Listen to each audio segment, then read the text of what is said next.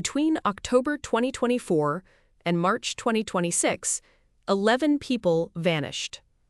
They were not connected by location. They were not connected by age or background or religion. What they shared was this.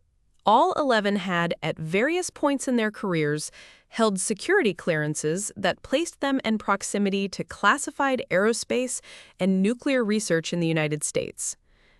The first was a retired Air Force officer in New Mexico. He met with a contractor on the morning of the 27th of February 2026, spoke briefly, and left. He has not been seen since. His car was found at a regional airport. There were no passenger records. The FBI opened a file. They described the disappearance as voluntary, pending further investigation.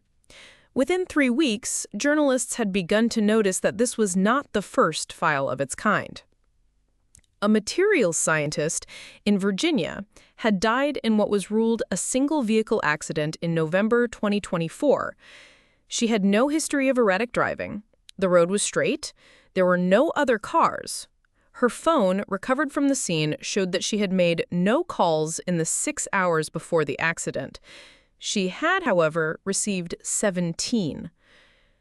A physicist working on contract for a defense contractor in Arizona had been reported missing by his wife in September 2025. He had left for work at the normal time. He had badged into the facility. He had badged out again 40 minutes later.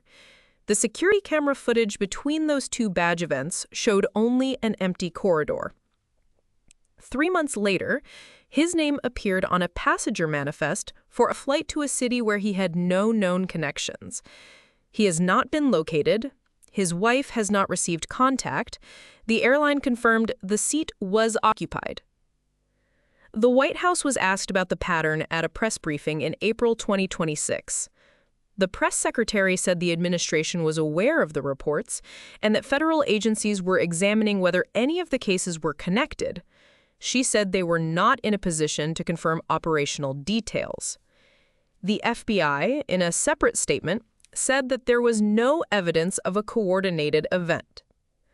11 people. It is worth being specific about what that means.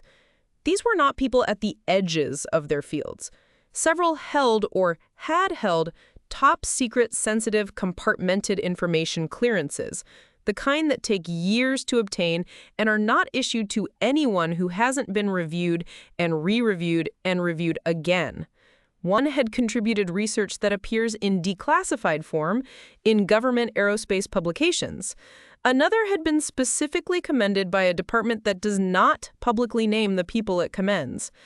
No one has offered a satisfying explanation for why 11 people with those profiles, scattered across 6 states, working in different organizations, would all disappear or die within 18 months of each other. The FBI says the cases are unrelated. Several of the families do not believe that. One wife, who declined to be named in news reports, said the following.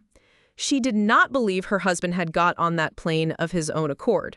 She did not believe he had wanted to leave.